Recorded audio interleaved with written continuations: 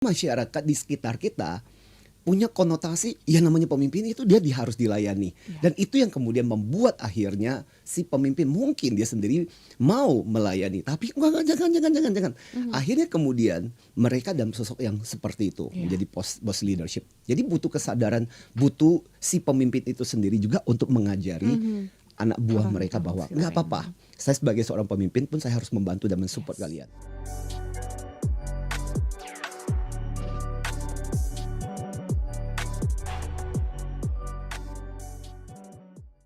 Seperti apa sebenarnya sosok servant leadership supaya kita juga bisa menyadari sebenarnya saya sudah sejauh apa sih? Apakah masih di tahap boss leadership atau justru masih jauh nih dari dua-duanya sih Pak Anthony? Silakan. Oke, ya. Setiap dari kita sebenarnya punya aspirasi untuk menjadi seorang servant leadership. Cuman kadang-kadang dalam prakteknya gampang secara teori, tapi dalam prakteknya biasanya egonya muncul. Yes. Nah, celakanya juga adalah kadang masyarakat di sekitar kita punya konotasi yang namanya pemimpin itu dia harus dilayani. Dan itu yang kemudian membuat akhirnya si pemimpin mungkin dia sendiri mau melayani, tapi enggak, jangan. Akhirnya kemudian mereka dalam sosok yang seperti itu menjadi boss leadership. Jadi butuh kesadaran, butuh si pemimpin itu sendiri juga untuk mengajari anak buah mereka bahwa nggak apa-apa. Saya sebagai seorang pemimpin pun saya harus membantu dan mensupport kalian. Nah, konsepnya seperti apa? Ini sebenarnya adalah konsep yang banyak diperkenalkan sebenarnya sejak tahun 1970-an ketika bukunya tentang servant leadership ditulis oleh Robert Greenleaf muncul. Ya. Jadi definisi servant leadership dari Robert Greenleaf ini kalau kita lihat itu adalah dia bilang itu adalah pemimpin yang mau melayani, bukan minta dilayani atau minta untuk dihormati. Bukan gila kekuasaan, tapi ketika mereka berkuasa, ketika mereka dipilih dan naik pangkat, posisi atau kekuasaan itu dipakai supaya menciptakan organisasi yang makin sejahtera. Ya, jadi itu ya dalam gambaran contoh Mahatma Gandhi ketika berkuasa, ketika punya posisi, ya sebenarnya dia nggak pernah punya posisi secara resmi gitu, tapi dia punya power untuk bisa menggerakkan rakyat India, tapi dia pakai untuk sesuatu yang baik. Dan di Indonesia mungkin kalau kita dengar lagunya Iwan Fals kemarin baru konser. Bung Hatta. Bung Hatta. Contoh yang betul-betul kepemimpinan itu dia sendiri, sampai satu kisah yang paling luar biasa yang saya baca. Wow, waktu dia mau beli sepatu Beli tapi nggak bisa beli sepatu Beli karena nggak punya uang. Bayangkan gitu.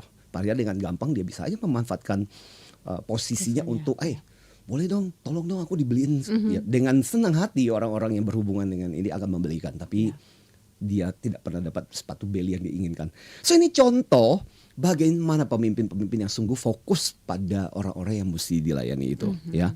Jadi kalau kita lihat lebih jauh terminologinya Robert Greenleaf itu kan dia bilang jika kamu melihat ya alasan untuk jadi pemimpin itu adalah supaya orang-orang bisa layanin kamu, maka dikatakan kamu bisa jadi penguasa dan ngatur sana sini. Kamu nggak tepat disebut sebagai seorang pemimpin.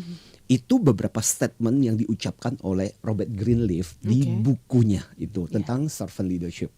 Ya, nah jadi kalau kita perhatikan banyak kisah, banyak cerita. Ini misalnya contoh ada beberapa waktu lalu pernah ini sebelum masa pandemi sih. Ini ada yang cerita tentang tentang leadernya, tentang manajernya. Dia bilang, atasan saya, manajer saya Pak, selalu mengerti kalau kami tugas mengerjakan audit keluar kota. Ya kadang atasan kami cuma nulis WA, nanyain kabar, kondisi, malah lebih banyak soal kehidupan kami. Ya misalnya minggu lalu saat kerja audit seminggu, atasan saya sempat kirim WA, kalau udah dapat data, ayo cepat pulang gitu. Ya, terus pacar saya disebut namanya gitu loh, udah nunggu tuh gitu. Ya, atasan saya orangnya tegas dan sangat, terutama deadline, tapi juga sangat baik kepada kami. Jadi ya servant leadership bukan berarti lantas kemudian santai orangnya ya, melepaskan begitu saja. Dia tetap punya ketegasan, tetapi di dalam ketegasannya itu kita tahu dia ngomong, dia cukup rendah hati, dia bisa enak untuk dibicarakan, untuk diajak untuk menjadi teman bicara yang baik. Nah ini kualitas-kualitas yang luar biasa dari servant leadership itu.